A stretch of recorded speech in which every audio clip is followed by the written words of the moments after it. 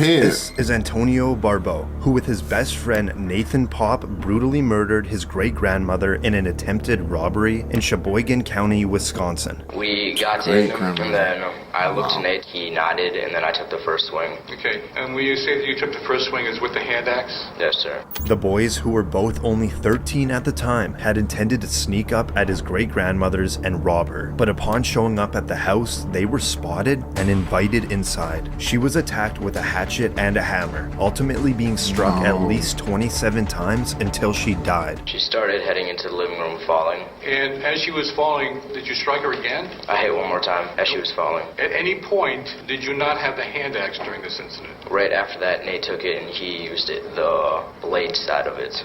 You said that he took off the sweater. By that, do you mean the sweater that you had given him? Yes. Why did he do that? I think because it was getting in the way. Getting in the way of what? Him swinging.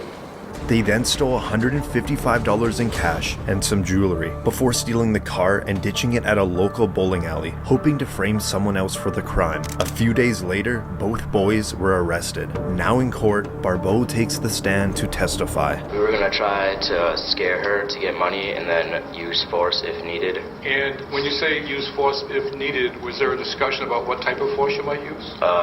An attack, I guess to kill. Barbeau pleaded no contest to first-degree intentional homicide as part of a plea deal, where he was sentenced to life in prison with eligibility for parole in 36 years, where he would then be 50 years old. In his final statement, his lawyer had to finish his thoughts. I know I don't show my emotions much.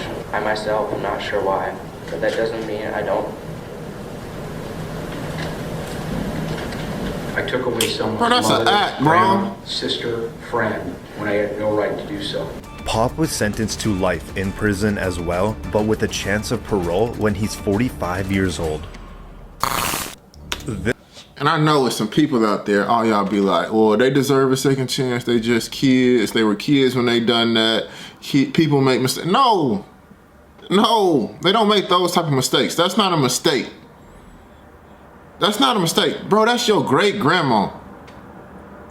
If you would have asked her for the money, I bet she would have gave it to you. But instead, y'all wanted to rob her and kill her. Your great grandma, like, how does that make you feel?